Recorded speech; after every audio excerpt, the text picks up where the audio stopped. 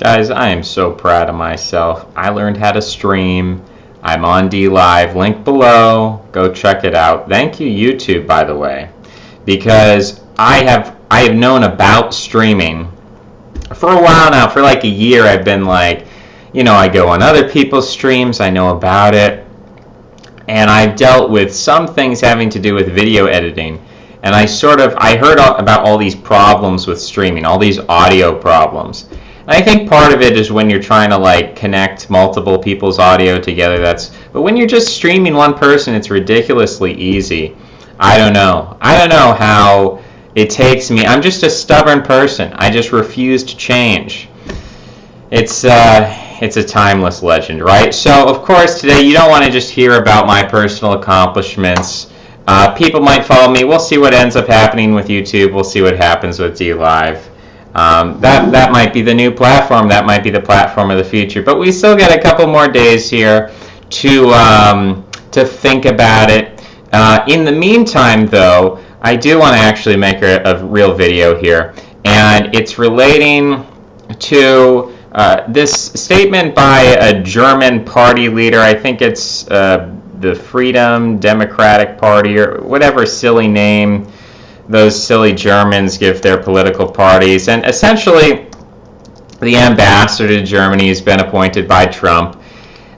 He is a man. How should I describe this man? He is a man who is very attracted to other men, and that's cool. But he's also anti-immigrant, which is not cool. So we're going... How do we do this? Let's see if we can do this correctly. Typing and talking at the same time is impossible. This is why you're supposed to prepare beforehand. So let's see if I can do it this time. Anyway, now I see what's wrong. So this guy, he goes to Germany, and he's making alliances with the Alternative for Deutschland party over there. Let's try this again. Okay, now we're in. So this guy is going over there. He is being friendly with Alternative for Deutschland, which you have to understand, it's very similar to the situation the Sweden Democrats find themselves in, where pretty much every single party in Germany is an opponent. Every single party that pulls over 5% or so, because there's multiple parties. You've got CDU, you've got SPD, which are the major right and left-wing parties. But there's also this FDP, Freiheits- und Demokratische Partei, or Freiheitliches Demokratisches Partei, or whatever they're called. I think it's Freies Demokratenpartei? Not sure. Anywho, he gives a quote about this Trump ambassador, and he says, any U.S. diplomat who acts like a high commissioner of an occupying power must learn that our tolerance also knows its limits. So if you have an awareness of I don't know how to say this. If you have an awareness of German culture, this is kind of a funny statement for multiple reasons. But what's really key to hone in on here is, like, let's parse this sentence and tear it apart. A high commissioner of an occupying power. Now, objectively, the United States is an occupying power in Germany. That is to say, the United States has military forces and military bases. Rammstein, which we know, the famous band, they're very left-wing, they're from East Germany. The famous band that American people like because they don't understand German.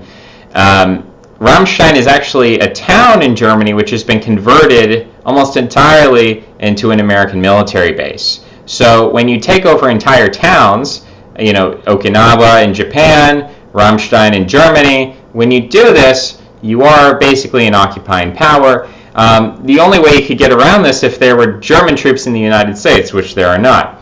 You could theoretically say, when German troops have joint troop exercises in France, or French troops have joint exercises in Germany, or whatever, you could say, well, it's not that one's occupying the other, it's just that they have military cooperation. Well, it really only goes one way. So we can describe it as a kind of military occupation in the term of they are occupying space within Germany. And that has geopolitical implications. If Germany is ever attacked, there are U.S. troops on the ground that would then be embroiled in whatever kind of conflict Germany got itself into, most likely with Russia. And on the other hand, and that was the justification during the Cold War, to have that presence of troops. Now, other than that, you also have a situation where if Germany ever did anything that was extremely against the interests of the United States government, that the United States government would have leverage in Germany.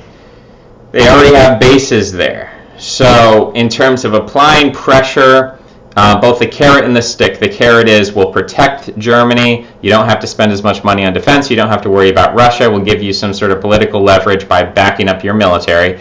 But then also there's the stick, which is the threat of if Germany ever goes off the reservation and goes against the interests of the United States military and its government, then basically the military is already inside your country. It's pretty hard, if you're trying to do something that's completely contradictory to the interests of the United States. And this isn't just the troops on the ground in terms of the ability to project military power, with guns and bombs and planes, but it's also the intelligence operation, that there's a serious intelligence operation going on within Germany that is housed inside these bases, which have these kind of extra legal status of being United States territory, United States soil. If you are born in one of these territories that are military occupation zones, you're considered to be born on United States territory. I think John McCain had a story like this. He was born, I think, in Panama in a military base. So there's multiple ways that we can say this is objectively a military occupation. But the fact that the FDP chairman here is describing it as a military occupation in a negative sense, there's multiple ways to interpret this, right? One way is saying that when he says, if you act like a high commissioner of an occupying power, you must learn that our tolerance knows its limits. So that can mean kind of one of two things. It can mean you should stop acting like the commissioner of an occupying power, or if you're going to do that, you need to understand the limits of our tolerance. So objectively, like the de facto geopolitical understanding is, yes, there's an occupying force in Germany, but there are two ways then to go about that occupation. Either you can obscure it and pretend it's not an occupation. You can paint it as, oh, this is how the United States and Germany have an alliance, and this is just one part of our alliance. It would be like Rome invading Carthage and being like, oh yeah, we're just salting. It's not as great of an analogy, but we understand what occupation means, and to take that word occupation to obfuscate it, call it an alliance, that's one choice that you can do. You can just kind of lie about what you're doing. And the other option here that's open is our tolerance knows its limits, meaning you can be an occupying power, but you need to do it in the right way. And the problem with the Trump ambassador to Germany is that he is anti-immigration. And that is pretty much, except for the AfD, Alternative for Deutschland, it's pretty much the only party that opposes immigration. Now, what is that word? Opposes immigration. That means they're against immigration, meaning they want to decrease the numbers of immigrants. CDU, Merkel's party, has factions within it which are friendly or sympathetic to Alternative for Deutschland, especially in Bavaria. But ultimately, there is this German concept of discipline and coordination and authority and hierarchy, where it's very difficult, even though you have people within Merkel's party who want to break away, they want to have a different policy or whatever, they are so rigidly hierarchical, this is part of German culture, that they really can't break away. And they really see no other way to do things. Whereas in America, the way we express our resentments or our disagreements is we elect someone who will say something kind of over the top and ridiculous, but who will do nothing at all. In fact, will do the opposite. So whereas in America, it's kind of like when we get upset about things, we'll elect someone like a Trump in order to, I mean, kind of Obama was a middle finger to Bush and Trump was a middle finger to Obama. It kind of goes back and forth like that, where there's all this pomp and circumstance and fireworks about how much the one side hates the other. But in the end, in terms of policy, it doesn't really end up being much. The Germans are a little more strict and they're a little more black and white in their thinking, and so they're not going to elect someone who's going to be outrageous and colorful and say all kinds of crazy things, even if they never do anything. That's not really acceptable in German culture. You kind of have to do what you say and say what you do. And Merkel pretty much has done that to a great extent. You could maybe compare her early 2000s policy versus post-migrant crisis policy and say there was some change there, there was some evolution, but they kind of like people who are saying it like it is in a way and being straightforward, and they would rather almost be they would rather be told that they'd rather be told something bad that's true than a pretty lie. Whereas Americans, I think, prefer the pretty lies. Germans are more loyal. They're loyal to Merkel as like this hierarchical, authoritarian, stable structure. And they're like, I disagree with Merkel, I don't like Merkel, but I'm still going to vote for Merkel. It's kind of incredible to think about as an American, because we always prefer the pretty lie. We always prefer someone who's like, I'm going to change everything, I'm going to drain the swamp. Politicians have been guaranteeing this forever, never comes to fruition, and yet Americans continue to get more and more involved with the voting process. There's another great article, and I think I'll pull this up maybe as an aside to what we're talking about here, with the concept of liberal imperialism and how the left really does do imperialism better. I want to talk about an article here, and this will take a while to read, but maybe it'll be worth reading. Tribalism isn't the real reason America is divided. So, I don't know what S.E. Cupp is. I guess S.E. Cupp is a person, possibly a woman. She is a television host. I've never heard of S.E. Cupp. Does she have a first name? Is it Sarah? Is your first name... it is Sarah. Sarah Elizabeth Cupp. I guess she doesn't like... Sarah and Elizabeth are too, basic. So she's got to make that S.E. S.E. Cupp. Is that like a pun or something? S.E. Cupp? Is that like Easy Cup? Is that like a sippy cup? Oh, S.E. Cupp, you're an amazing columnist, S.E. Cupp.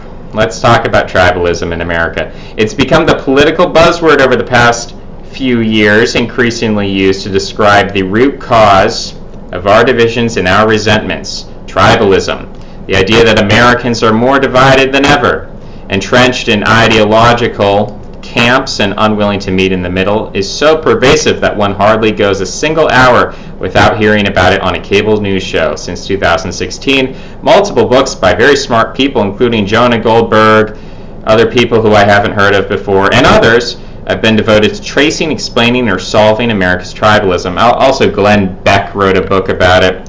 What was Glenn Beck? Does it really matter? Glenn, I think it was something like outrage, addicted to outrage, right? So, both people on both sides of the aisle are addicted to outrage. How are we going to heal this problem? It starts with democracy, but Glenn is never going to say that. So back to S.E. Cupp, she says, is tribalism really to blame? It's more complicated than that. Tribalism, after all, is part of our evolutionary DNA. Ooh, she's a hereditarian. The need to identify with a group, to belong and commune with like-minded people is not only biological, it's what has helped motivate our desire and devotion to all kinds of important cultural institutions, from organized religion to sports fandom. What isn't natural, however, is the oversized importance we're increasingly putting on politics. Tribalism, of course, is a compelling argument, considering that we've reduced our political beliefs to untenable absolutisms, have sacrificed compromise and comity. What is you're teaching me words here, S.E. Cupp? An association of nations for their mutual benefit, courtesy, and considerate behavior. So it's like politeness, I guess. Comity for purity, and are subjecting each other to increasingly unproductive tests of loyalty. We are more and more defined not by our friends but by our enemies, collecting them like badges of honor. It was actually a question at a 2015 Democratic debate. Which enemy are you most proud of? None of the 5 candidates batted an eyelash, rattling off political hit lists. Hillary Clinton was giddy. In addition to the NRA, the health insurance companies, the drug companies, the Iranians, probably the Republicans. This election feels somehow even worse. Democratic frontrunner Joe Biden has been harassed for complimenting Republican lawmakers, for seeming to be congenial, for vowing to work across the aisle. Elizabeth Warren and Bernie Sanders insist if you're not as far to the left as they are, you're lacking fortitude. On the right, we all know how that goes. Donald Trump and the Republicans have decided that not anyone fully behind them is an enemy, maybe not even an American, the latter of which Trump alluded to in a series of racist tweets targeting 4 women of color. Okay, well, that couple of concepts there just to balance out the argument for you. The whole concept of the intellectual dark web is a bunch of people who say, well, I'm not a Trump supporter, but I think what he's saying is really interesting, and maybe we should listen and have a conversation. That's the entire intellectual dark web. Donald Trump, the Republicans don't attack those people. They're like, oh, they're liberals, but they're willing to listen to us. Oh, they're so awesome. And give these people all sorts of money and buy their books and whatnot. So the idea that anyone who isn't fully behind them is an enemy, I think, is a problematic statement. In some cases it can be true, but in other cases not so much. And then maybe isn't even an American. Clearly there's an element to that, but I think when you look at the left, you have an equal amount of it in terms of Donald Trump isn't a real American, he's a traitor, he's a puppet of the Russians, you're a Russian bot. If you don't believe in our values, you're not American. So I think both sides do it. Back to SC, she says that is tribalism by definition, but we can't throw it completely under the bus or out with the bathwater. We can't live without it. Forming communities, especially ones based on strong loyalties and allegiances, is in our DNA. She really likes DNA. It's what's kept us alive for millions of years. As Matthew Lieberman wrote in his 2013 book, Social, Why Our Brains Are Wired to Connect, mammals are more socially connected than reptiles, primates more than other mammals, and humans more than other primates. So, you know, we've gone up the evolutionary train in this direction.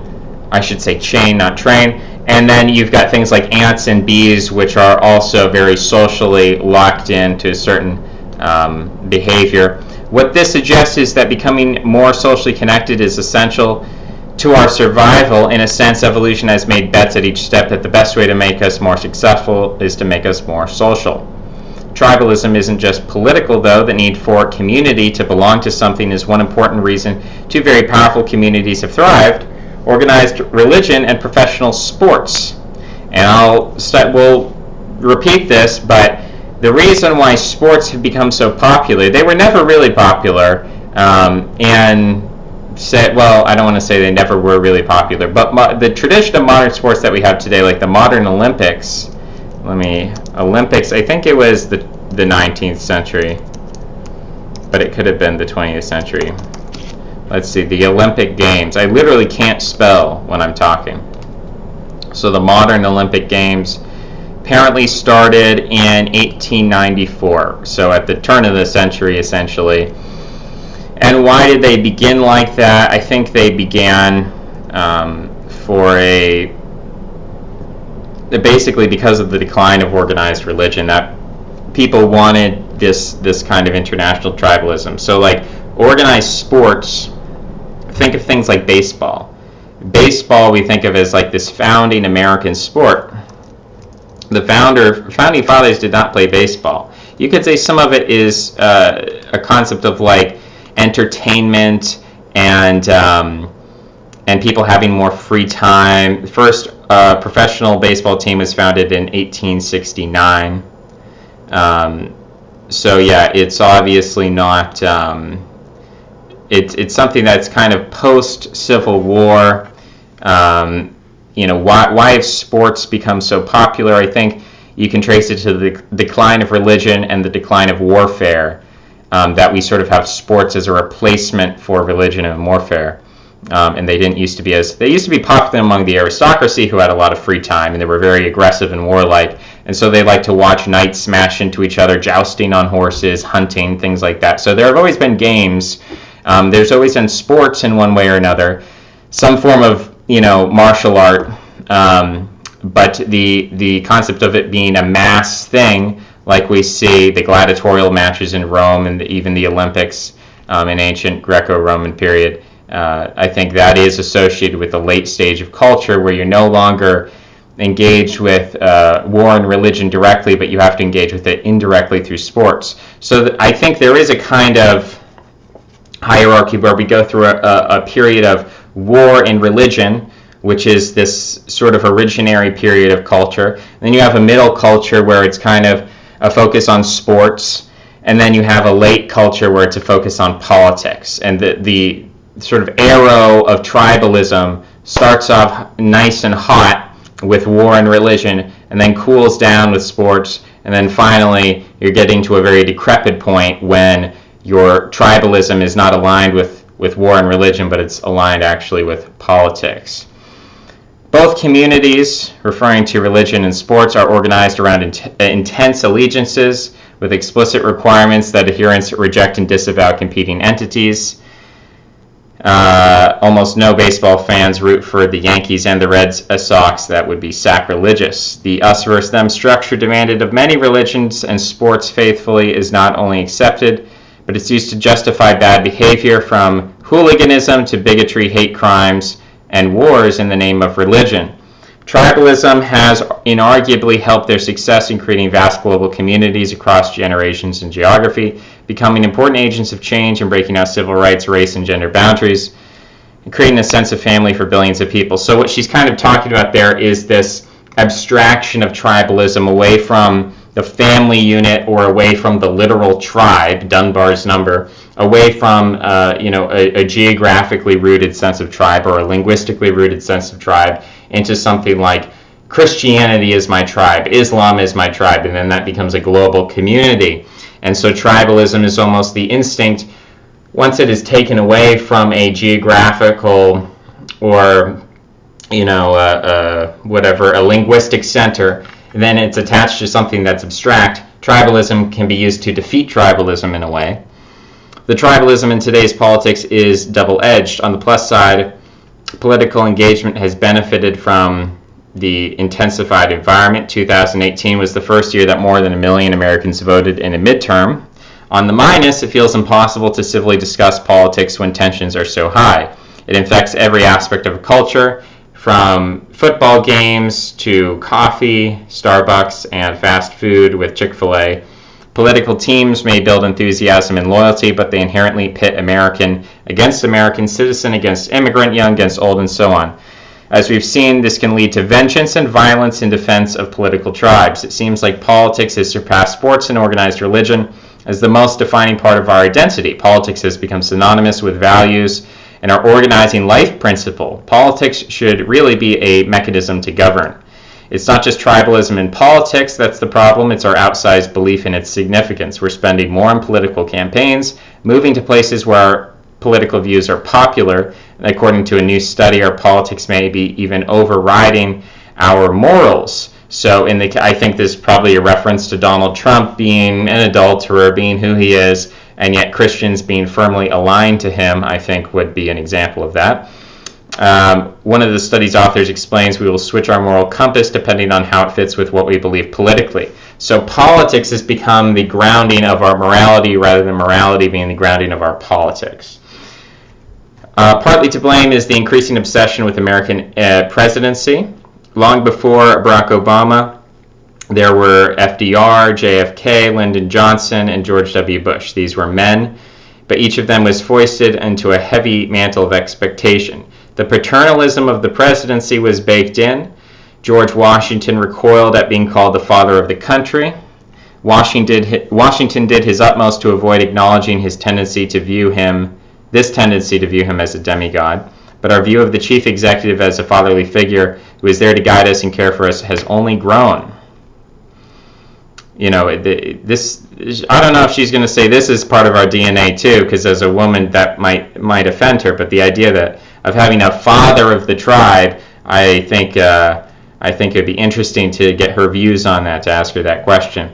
In conservative columnist George Will's weighty new book, Conservative Sensibility, he describes this as the infantilization of the public. So the opposite of paternalism, or the complementary force, paternalism is sort of paired with infantilization.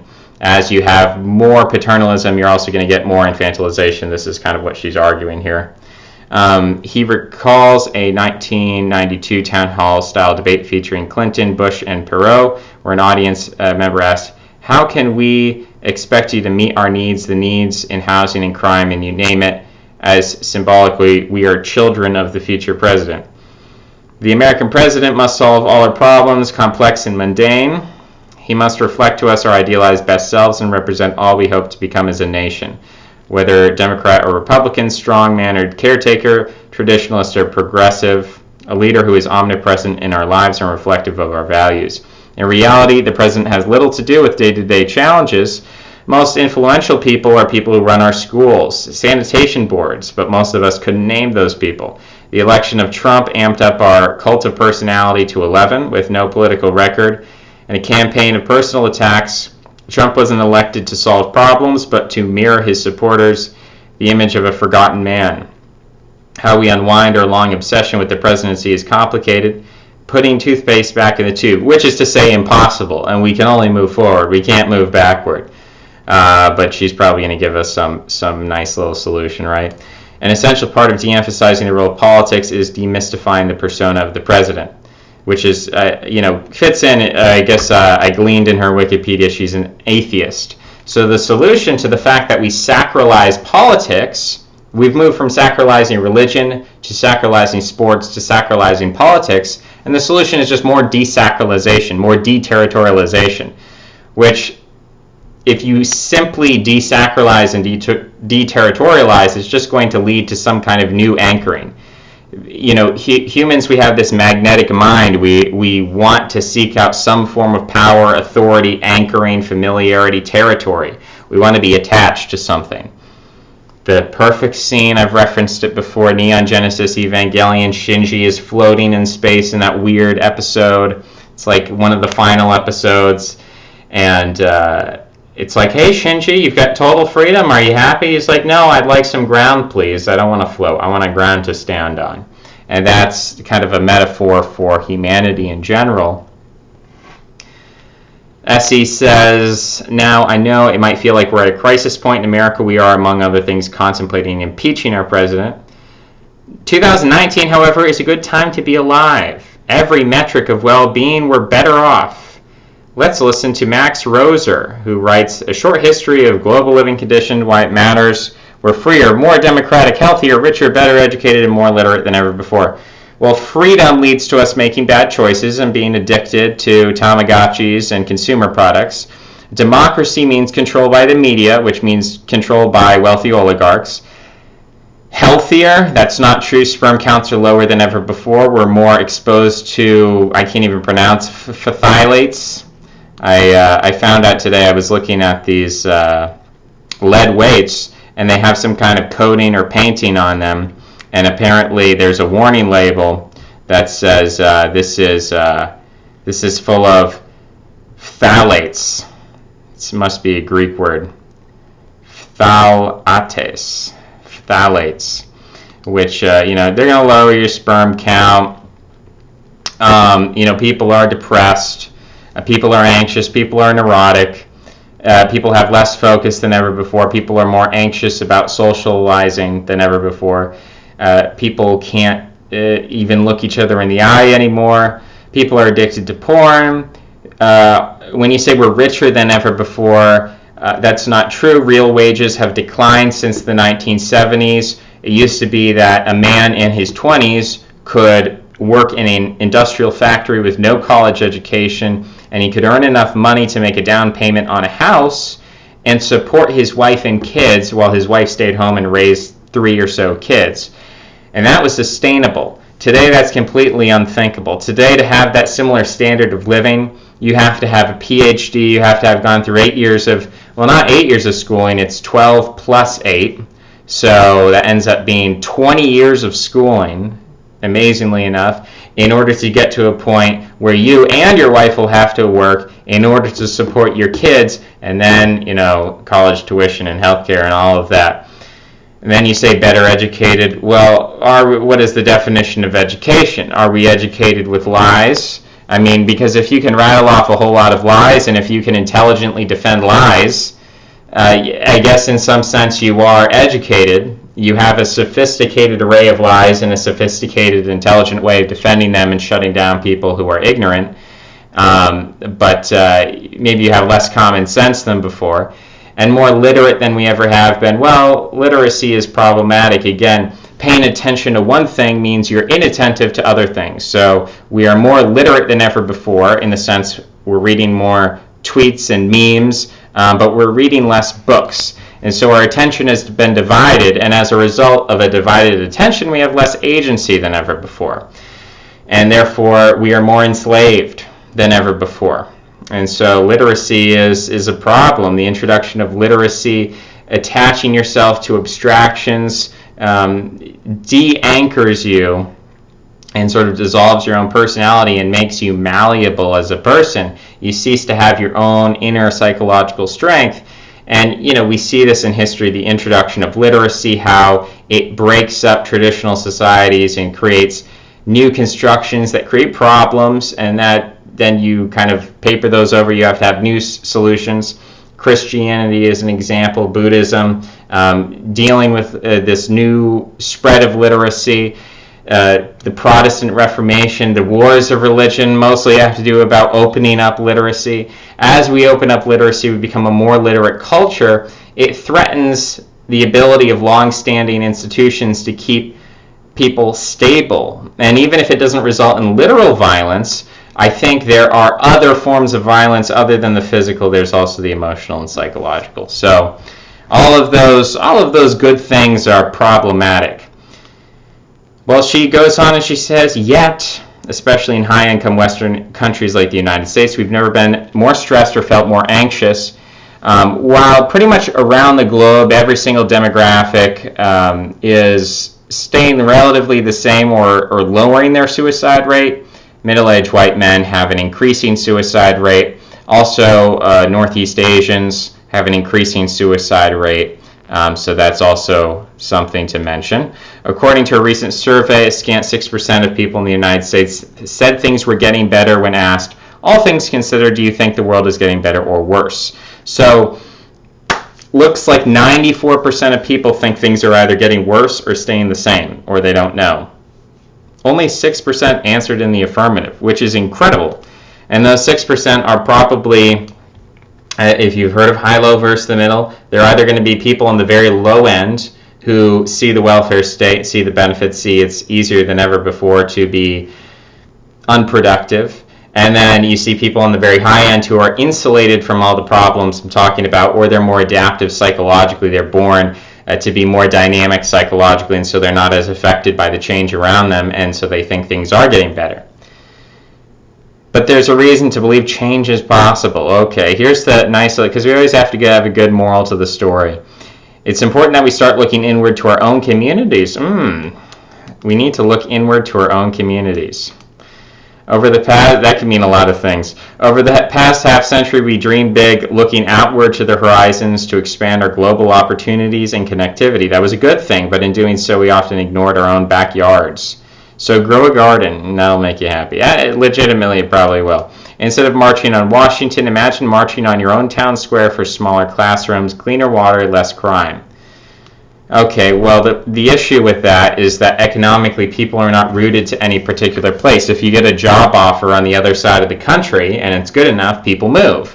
And families split up, and people don't stay in the same small town forever. In order to do that, you have to sacrifice economic opportunities. And for a lot of people, that's just not tenable. It's not reasonable. It's not something they're incentivized to do. So the idea that we're going to focus on our small little insular communities is stupid. There's no incentive for me to clean up my neighborhood if I know in 6 months down the line or a couple years down the line I'm going to have to move for economic reasons. What does make sense is for me to try to impact the country, because our country is a global leader and I impact the world, and in that way I have some kind of assurance that what I'm going to do is going to have some change. Those are the incentive structures. You can make arguments against that. You could say that the presidency doesn't really matter. It's all the deep state, whatever. You can make that argument, but I think this is not going to fly. Like, you're never going to get people to clean up their own communities. And in some sense, it doesn't matter. It doesn't matter if you clean up your own community only to have the government flood your community with immigrants from another country who completely transform it and just paper over any changes that you made, and your history is just wiped out. It's as if you never existed. So there is no incentive for anyone to do this. You can say it's a good idea. No one is going to do this. Especially no one's going to read an internet article online and say, yeah, let's go back to our communities. This is not going to happen. All right, so instead of tweeting about Trump or Pelosi, we should do some community service or volunteer work. Again, that's not a bad idea. It's not a bad idea. It's just not going to happen. Like, in terms of things that are going to happen, this is not one of them. Instead of teaching our kids how to parrot political views, let's teach them civic engagement, how to make small differences in their own communities. If our political identities are how we build our individual community, we need to weed out friends from foes. How we judge each other above all things, the logical conclusion is American sees politics as religion, justifies intolerance and exclusion as virtue and righteousness, rationalizes patently bad behavior in the name of a cause. So we can continue to blame tribalism for our anger and division, but it's an important part of our evolutionary makeup and a survival skill we're not likely to ditch. The problem isn't that we're too tribal, it's that we've let politics replace community. I think that last part of the last sentence is really important, and what it means is that she thinks we had this thing called community, and it was great, and it was wonderful, and it was awesome. And then politics creeped in, and politics distracted us, and we neglected our communities for no reason at all, and we focused on politics just because it's so attractive, and it's so flashy, and we're just addicted to it. But that's not what happened at all. That's a complete lie, that's a complete fabrication, and it paints this, optimistic, happy future in which, we can just return. It's just this voluntary thing. We can just return to our communities. No, our communities were destroyed.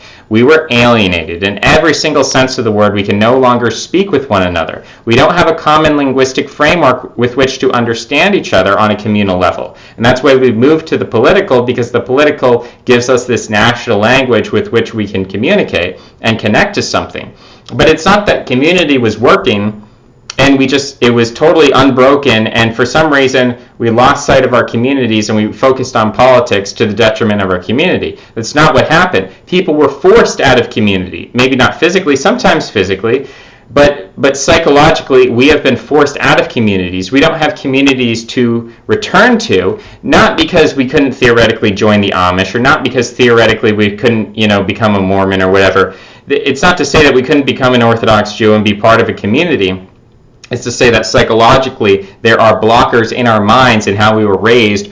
We carry our rootlessness with us wherever we go. We can try to force ourselves into a community, but that's very difficult when you have this pattern of behavior of alienation, rootlessness, all those other good words that are synonyms.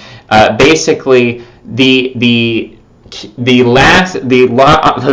loss of community is not something out there in the community, it's something in here in our own minds. And so we've been attacked psychologically, culturally, in a way that we've been forced out of the psychological space of communalism. And it happens in whether we're talking about gender, whether we're talking about religion, whatever we're talking about, we've been alienated from this, and it no longer seems genuine. It's been deconstructed, and so it's something we carry this deconstruction with us, and it inhibits us from getting back into these things.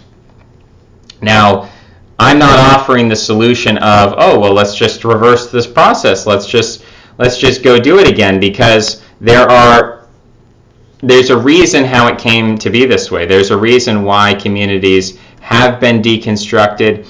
Essentially has to do with high-low versus the middle, has to do with technology, has to do with classical liberalism as brought on by Henry VIII and earlier. And I did want to go a little bit into liberal imperialism, the idea that the Greco-Romans had a liberal tolerance to them, they had a perennialism to them, they had an ecumenical sense of going to Egypt and saying, your gods are like our gods, going to Germany, you worship Mercury, going to Britain, oh, you guys, you're kind of like us. And everywhere they went, they tried to integrate people. There were some people living around Canaan who didn't really like the whole idea, and it was a big issue, it was a big problem. But most people, they tried to integrate them, and that is a system of multiculturalism and liberalism and tolerance. People might not want to admit that, but when you look at Julius Caesar, the way that he rose to imperial prominence is he invited his Gallic allies into the Senate, which the Italian senators, who were very concerned with their bloodline and their heritage, this was extremely offensive, and it's part of the reason why they stabbed him to death. But this is how imperialism gets started. Imperialism, by its nature, is a multicultural thing. You have people who call themselves nationalists, who are then anti-imperial. They reject Rome. They reject Greece. They reject the classical liberal heritage, not just of Henry VIII, but of the earlier form in the Greco-Roman version. They reject that as pagan. They reject the immorality, the degeneracy. They reject all of that imperialism in favor of localism, nationalism. And what I'm saying is that technology, in the Roman sense, was military technology. They had strategies of organization that pretty much laid everyone flat. The only place it didn't really work was places like Parthia, which had its own organizational structure that was very sophisticated. And then you also had North Africa has the Sahara Desert, so kind of hard to organize your way into that or across that. And then to the north you had the Scythians and the Germans, where it was kind of cold, it was kind of barren, there wasn't really any booty or riches to capture. You have to remember, Romans went and conquered places in order to capture slaves or to get resources, whether it's like, they want marble to build another, Colosseum, or they want grain, or they want fish or whatever. They want some kind of primitive resource. And Germany and what was termed at the time Scythia, today we consider kind of Eastern Europe, didn't really have a lot because it was kind of cold, and there weren't a lot of people to enslave. And those who could potentially be slaves were very barbaric and very violent, and essentially they started to become trained in the Roman ways of militancy. Arminius is a good example. He was raised in Rome, went back to Germany, and used the strategies of the Romans against them. So basically the risk versus reward aspect didn't justify putting more and more soldiers into these campaigns against the Germans. But the Roman military organizational capacity was a form of technology. As I've argued, I've said God's a technology, I've said DNA is a technology. The Roman military was a technology, and that technology enabled imperialism and enabled multiculturalism. Technology is what enables these things, and so people who suggest that we go back to a nationalism, communalism, localism, they're sort of ignoring technology as a factor, or in some cases they're suggesting that we're about to enter into an economic collapse that's going to reverse the effects of technology. We're going to hit peak oil, or the economy's going to enter a new recession or depression, or the stock market's going to collapse, or hyperinflation, or something like this. They make all of these suggestions, which are problematic for a number of reasons. The last big economic correction that we had globally was the Great Depression. The Great Depression started in 1929, and it ended somewhere, we'll say, around the end of World War II. There was a period of rebuilding Europe that sort of, I would say, got into full swing or completed around 1954. So you can say by 1954, definitely the Great Depression was over. Some people will argue that it ended earlier with the beginning of World War II, but in any case, we can say it at least began 1929, ended at some point in the 40s or the 50s. During that period, by the way, technological advances did not stop. In fact, some of the greatest technological advances that we've made were in that period. The discovery of hormones like estrogen, testosterone, certain drugs, methamphetamines, synthesizing plastics really took off in the 1930s. Airplanes as weapons of war, the evolution of tanks, a lot of military stuff, so biotech, our understanding of biology, understanding of medicine, our understanding of chemistry, synthetics. There is so much that was invented in that period following the Great Depression.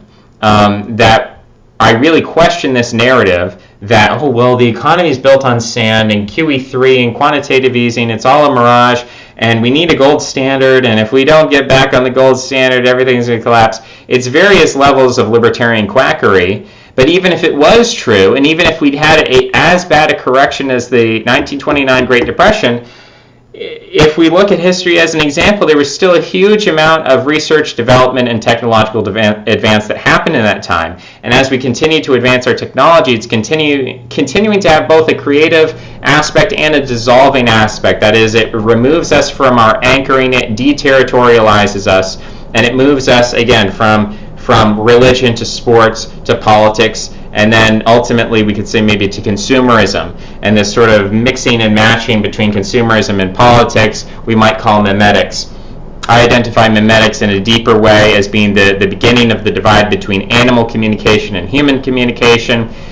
We can go over this topic again, but I think that about gets all of the ideas that I want to talk about out to you on this fine day. I hope you've enjoyed it, and go check out the DLive channel. I just put up a little mini test, which is just kind of funny and silly. It's like a minute long or something. But if you want to go, I don't even know how to subscribe. I've never subscribed or followed anyone on DLive, so I don't know how it works. If you guys want to follow it, or I don't know if you can leave comments or what you can do, but if I see engagement on there and I see people are using it as a platform, or they're open to it, or it's something that they're interested in, then I will start to put content up there, especially if YouTube declines in quality for whatever reason. I might be forced there, but we might start playing the two off against one another. We'll see. Anyway, thanks a lot, guys. I'll see you next time. Bye-bye.